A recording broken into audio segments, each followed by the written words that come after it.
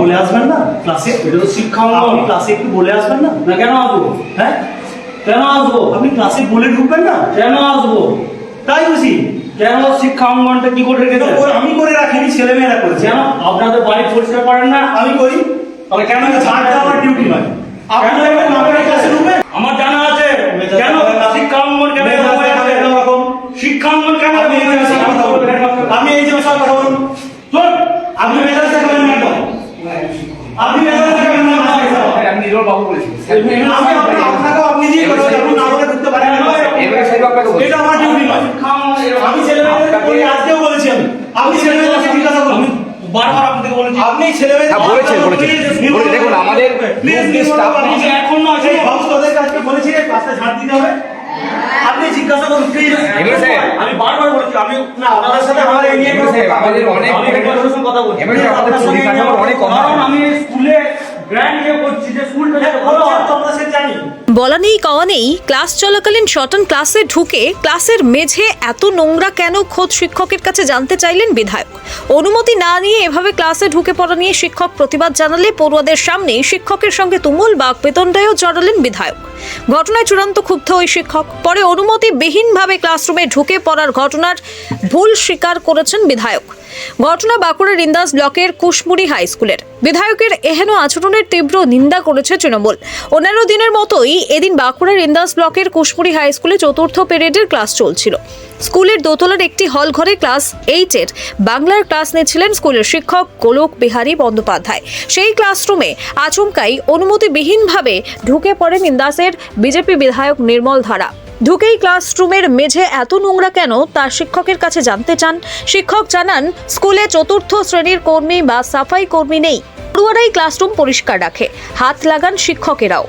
এদিনও চতুর্থ পিরিয়ডের পর ক্লাসরুম পরিষ্কার করা হবে। এরপরই শিক্ষক বিধায়কের কাছে জানতে চান কেন অনুমতিবিহীনভাবে বিধায়ক ক্লাসরুমে প্রবেশ করেছেন। শিক্ষকের এই প্রশ্নে কার্যত ক্ষিপ্ত হয়ে ওঠেন বিধায়ক। ক্লাসরুমে পড়ুয়াদের সামনেই শিক্ষকের সঙ্গে বাকবিতণ্ডা শুরু করেন বিধায়ক। আঙুল তুলে বিধায়ক বলতে থাকেন কেন তাকে অনুমতি নিতে হবে। বেশ কিছুক্ষণ বাকবিতণ্ডার পর ক্লাসরুম থেকে বেরিয়ে ঝাড়ু হাতে স্কুল চত্বর সাফাই করতে শুরু করেন বিধায়ক। স্কুলের ক্লাসরুমে পড়ুয়াদের সামনে বিধায়ক তার সাথে এহেন আচরণ করায় চূড়ান্ত অপমানিত শিক্ষক গোলক বিহারী বন্দ্যোপাধ্যায়। অনুমতি না নিয়ে এভাবে ক্লাসরুমে প্রবেশ করার ঘটনায় পরে নিজের ভুল স্বীকার করেও নিয়েছেন বিধায়ক। শিক্ষাঙ্গনে বিধায়কের এহেন আচরণের কড়া নিন্দা করেছে তৃণমূল। আর গ্রামের স্কুল পাশেই প্রাইমারি স্কুল আছে এবং হাই স্কুল আছে।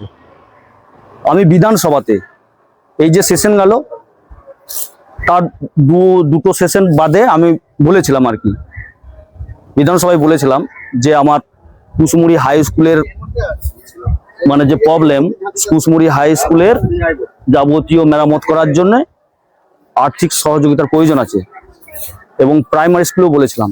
সেখানে মাননীয় শিক্ষামন্ত্রী পার্থ বসু ওটা গ্র্যান্ট করেছিলেন 2,56,000 টাকার এই হাই স্কুলের জন্য। আর এইটা প্রায় মোটামুটি এইটাও 2 লাখের উপর এই প্রাইমারি স্কুলটা।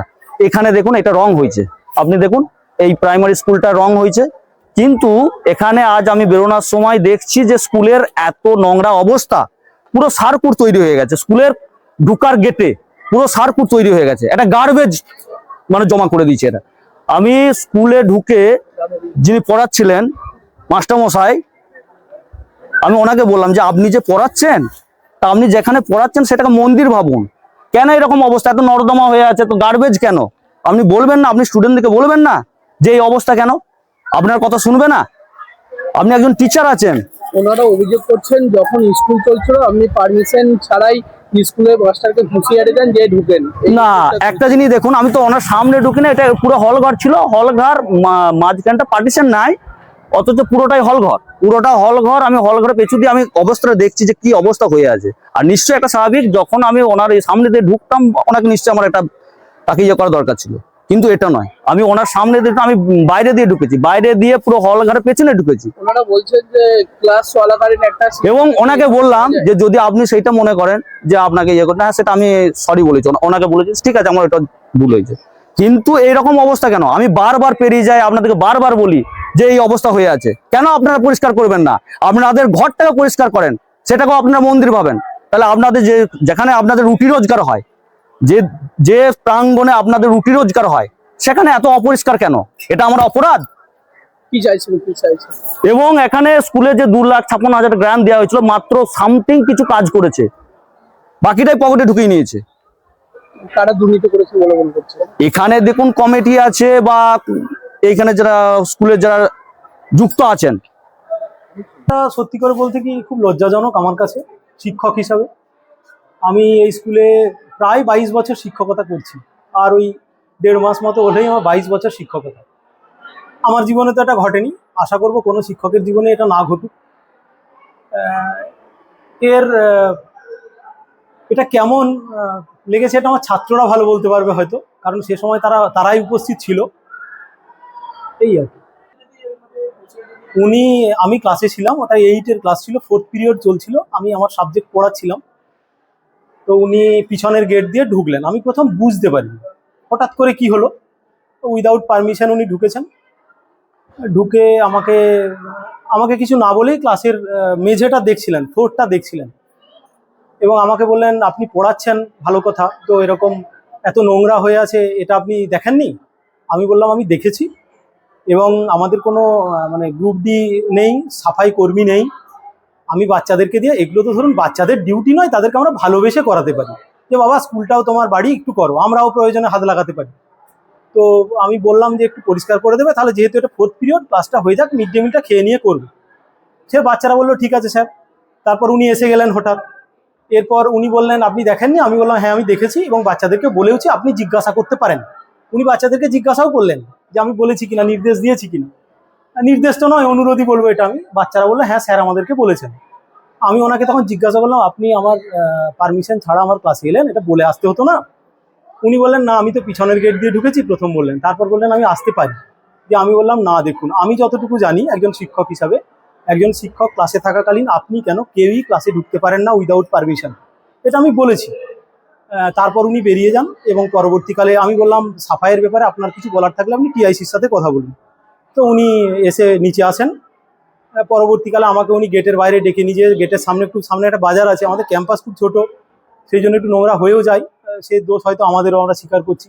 এরপর উনি গিয়ে ওখানে আমাকে দেখান যে নোংরা টোংরা আছে। প্রথমে আমি যেতে রাজি ছিলাম না, কারণ আমি একটু খুবই মনে খুব মর্মাহত হয়েছিলাম। আমি বলেছিলাম না আমি যাব না। তারপর উনি রিকোয়েস্ট করলেন যে চলুন দেখবেন, দেখলাম, এবং সেখানে উনি আমাকে একবার অবশ্য সরিও বললেন, কিন্তু আমার অপমান তো ছাত্রদের সামনে হলো, এই আর কি। এ নিয়ে আমি একটু মর্মাহত। যাই হোক, উনি একজন জনপ্রতিনিধি, উনি ভালো বুঝেই করেছেন নিশ্চয়ই ব্যাপারটা। ফেসবুকে লক্ষ্য করলাম যে এমএলএ সাহেব হঠাৎ করে একটা স্কুলে ক্লাস চলাকালীন তিনি প্রবেশ করছেন, সাথে তার সিকিউরিটি, সাঙ্গ পাঙ্গ এবং ক্যামেরা। একটা স্কুলের মাস্টারমশাই যখন ক্লাস করেন, আমি যতদূর জানি সেখানে ঢুকতে গেলে তার ন্যূনতম তার পারমিশন লাগে, এবং হেড স্যারকে নিয়ে তিনি যেতে পারতেন। তো আমরা হঠাৎ করে লক্ষ্য করলাম, এবং তার যে কথাবার্তা ছিল একদম ছাত্রদের সামনে শিক্ষককে চমকাচ্ছেন, ধমকাচ্ছেন। একবারে এটা একটা নির্বোধ অশিক্ষার প্রকাশ। অশিক্ষিত মানুষ না হলে, বর্বর চরিত্রের না হলে, আজকে এই অশিক্ষা যদি ন্যূনতম থাকতো, আজকে কিন্তু একটা ছাত্রদের সামনে একটা শিক্ষককে কখনোই এই ভাষায় কথা বলতে পারতেন না। তার মূলত একটা হুমকি চমকি, কারণ বিজেপির দলটা এরকম হুমকি চমকির মধ্যে দিয়ে চলে। আপনি দেখবেন শুভেন্দু অধিকারী, সেই শুভেন্দু অধিকারী যে হুমকি এবং চমকি দিয়ে কথা বলে, আজকে এরা তার চামুন্ডাওয়ালা সেই একই কথা বলছে। এর বিরুদ্ধে আমরা ধিক্কার জানাই। আজকে একটা শিক্ষককে অপমান মানে গোটা শিক্ষক সমাজকে অপমান। এই কুটুক্তি কাজের জন্য, নোংরা কাজের জন্য আমরা ধিক্কার জানাই, এবং আমরা প্রতিটা স্তরের মানুষকে বলবো যে আপনারা লক্ষ্য করুন, আজকে 5 বছর তিনি কোথাও যাননি। শুধুমাত্র আজকে নির্বাচন এসেছে বলে নাটকীয় মঞ্চ তৈরি করার জন্য শিক্ষাগণের রাজনীতি করতে গেছে।